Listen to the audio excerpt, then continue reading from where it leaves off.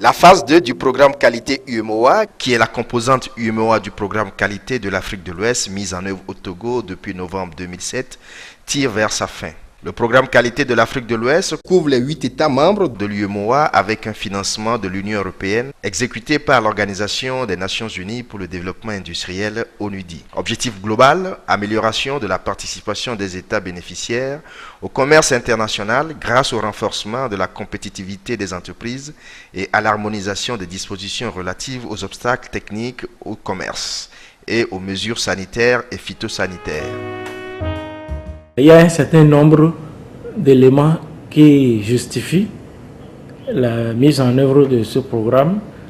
Il y a notamment le contexte mondial qui est caractérisé par une interdépendance grandissante des économies nationales et la globalisation du marché mondial caractérisée par une forte compétition pour la demande de la qualité et la protection de l'environnement et des consommateurs. Il y a d'autres éléments tels que la CEDEAO et l'UEMOA qui font face aux défis, parmi lesquels il y a la nécessité de se conformer aux accords de l'OMC. Ensuite, vous savez que la perspective de l'accord de partenariat économique également est un élément important pour justifier la mise en place d'un programme qualité afin de permettre aux produits de la sous-région d'être en phase et de répondre aux exigences du marché mondial. Il a été financé par l'Union européenne à hauteur de 14,5 millions d'euros pour couvrir l'Afrique occidentale, plus l'UEMOA seul. Et il est mis en œuvre par l'Organisation des Nations Unies pour le développement industriel, l'ONUDI. Dès le début, le gouvernement n'a cessé d'appuyer le programme et à travers diverses manifestations, on peut constater, le gouvernement a fait un appui déterminant qui consiste à pérenniser le programme, à faire les acquis du programme si ça venait à être donc arrivé à terme. Le programme a donc permis d'accompagner les entreprises togolaises dans la démarche qualité, de renforcer les capacités des structures nationales et régionales de promotion de la qualité dans 3 principaux volets techniques et de sensibiliser les acteurs socio-économiques à la qualité dans une dynamique d'harmonisation de la politique industrielle de l'UEMOA. Nous disposons aujourd'hui à l'Institut national d'hygiène d'un pôle de personnel formé à la qualité, à la métrologie, aux analyses techniques en microbiologie alimentaire selon les exigences de la norme en vigueur. Et ça, c'est un acquis majeur pour nous. Et ces acquis, nous avons pu les étendre à d'autres unités de l'Institut national d'hygiène. Nous avons aujourd'hui plus confiance aux résultats que nous produisons à travers l'ensemble de ce que nous avons mis en place pour nous assurer des prestations de qualité. C'est une appréciation positive parce qu'on a reçu un renforcement de capacité au cours de ce programme, ce qui a permis d'accompagner un certain nombre de laboratoires. Cet accompagnement consiste à visiter les laboratoires périodiquement et à avoir des séances de travail avec le personnel au niveau application des exigences de la norme, en vérifiant si ces exigences sont réellement appliquées. Nous avons un plan d'action qui est suivi et le taux de réalisation de ce plan d'action est apprécié chaque mois. En termes de renforcement de capacité, c'était multiforme. Vraiment, ça nous a aidés. On serait seul, on n'aurait pas pu faire cette priorité pour arriver là où on était arrivé avant l'audit à blanc qu'on vient de passer. Donc, vraiment, ça a été très bénéfique pour le laboratoire. Et effectivement, les yeux extérieurs dont il constituait, c'est une personne ressource en physico-chimie, mais ses conseils surtout par rapport à la formation en métrologie et la mise en œuvre de pratiques en métrologie, ça a beaucoup amélioré et ça nous Nous sommes vraiment reconnaissants pour ça. L'appui s'est fait à 3 niveaux. Il y a d'abord le programme de restructuration et de mise en niveau. Et il y a aussi l'appui pour l'accompagnement en SMQ, l'ISO 9001 version 2008 et aussi pour l'ISO 22000, particulièrement le HACCP. Pour le programme de restructuration de mise à niveau, nous avons été accompagnés. Les actions matérielles qui ont été retenues, nous les avons acquis. Pour les actions immatérielles, l'UMOA a envoyé ses experts, ils nous ont accompagnés pour venir mener les actions immatérielles et il reste à ce que nous recevons les rapports et les recommandations afin de les adopter pour voir dans quelle mesure ça peut nous permettre à notre société de prospérer encore plus. Au niveau de l'accompagnement pour l'ISO 9001 version 2008, nous sommes actuellement à plus de 90% du système. Donc nous nous proposons, si tout marche bien, aller à la certification à la fin de cette année, tout particulièrement deuxième quinzaine du mois de décembre.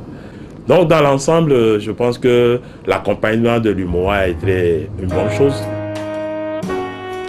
Outre ces témoignages, il faut noter que le programme a permis au Laboratoire national de métrologie de renaître de ses cendres pour accueillir les dons d'équipements de référence et la mise en place du système de management et d'assurance qualité au sein du Laboratoire national de métrologie selon la norme ISO 17025.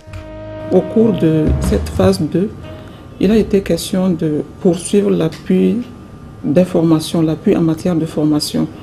Donc la formation à la norme ISO 17025, les formations en métrologie pour nous permettre de maîtriser nos appareils de mesure, les formations à l'audit interne pour nous permettre de nous évaluer régulièrement et vérifier si le système de management de la qualité que nous avons mis en place fonctionne bien et d'apporter les corrections nécessaires. Nous avions bénéficié il y a quelques années de cela, toujours par le programme, d'une formation à la gestion financière et commerciale de laboratoire qui nous aide énormément parce qu'un système de management de la qualité engendre beaucoup d'exigences financières et il nous a fallu maîtriser la gestion financière, la gestion des clients pour nous assurer un recouvrement correct des coûts afin de nous permettre de gérer les finances, de maîtriser les coûts et de nous autosuffire. Des résultats probants à fort impact social et économique que traduisent l'amélioration des performances techniques en matière d'analyse des denrées alimentaires et de prestations d'étalonnage. Nous pensons que le laboratoire de microbiologie alimentaire de l'Institut national d'hygiène accrédité va contribuer à accroître les activités des opérateurs économiques de notre pays dans le secteur de l'agroalimentaire, par la reconnaissance de la qualité de leurs produits sur le marché international, étant donné que ces produits auront été contrôlés par un laboratoire qui répond aux normes internationales. Sur le plan interne, le laboratoire accrédité va contribuer à assurer la qualité microbiologique des aliments qui entrent dans le pays. Et cette qualité assurée va contribuer à une meilleure santé des populations. Que se passera-t-il à la fin du programme? Devons-nous tous oublier et reprendre nos anciennes habitudes ou faire germer la culture de la qualité?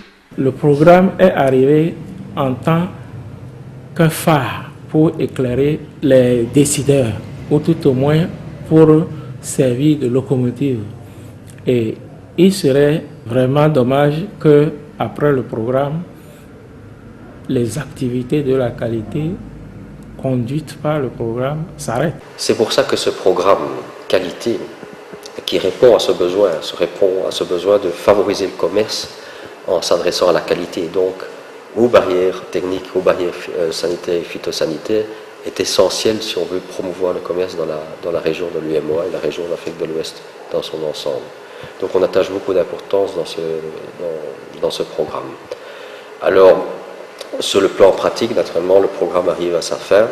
Je crois qu'il y a beaucoup de choses qui ont été réalisées en termes d'équipement de laboratoire, système de certification, métrologie, etc. Je crois que le programme a répondu à nos attentes dans son ensemble. Maintenant, l'enjeu est que tous ces équipements qui ont été délivrés, mis en place, les formations faites, puisse apporter vraiment des résultats. À ce titre, justement, depuis 2009, c'était le 12 août 2009, le gouvernement a fait voter une loi par le Parlement. Cette loi porte sur l'organisation du schéma national d'harmonisation de l'activité de normalisation, d'agrément, de certification, d'accréditation, de méthodologie, de l'environnement et de la promotion de la qualité. Cette loi a pour objet justement de mettre en place un système conformément donc au règlement de l'UMOA en la matière qui invite tous les États à s'inscrire dans l'ordre régional concernant la démarche qualité. Donc la loi a prévu en fait une structure qui doit prendre la relève une fois le programme arrivé à terme. Et entre autres structures, nous avons la ROC, qui est l'organe de coordination de la qualité. Cet organe coordonne en même temps les activités de la structure nationale de la normalisation, c'est-à-dire l'agence nationale, l'agence togolaise de la normalisation, qui est une des créations donc, de cette loi, l'agence nationale de méthodologie, l'agence togolaise de la promotion de la qualité, et le fonds de la qualité, le fonds mis en place, créé par la loi pour juguler bien et donner toutes les ressources nécessaires à faire fonctionner le système de qualité au Togo. Donc voilà en gros le quota qui s'assure de comité d'agrément. Voilà des structures mises en place pour coordonner l'ensemble du système et prendre en compte donc, ce qui a été fait par le programme et continuer donc le travail et pourquoi pas améliorer donc ce que le programme a apporté au Togo. Les affirmations du conseiller du ministre des Industries de la zone franche et les nouvelles technologies traduisent l'engagement du gouvernement togolais à pérenniser les acquis du programme qualité composante UMOA. Vivement que cela soit ainsi.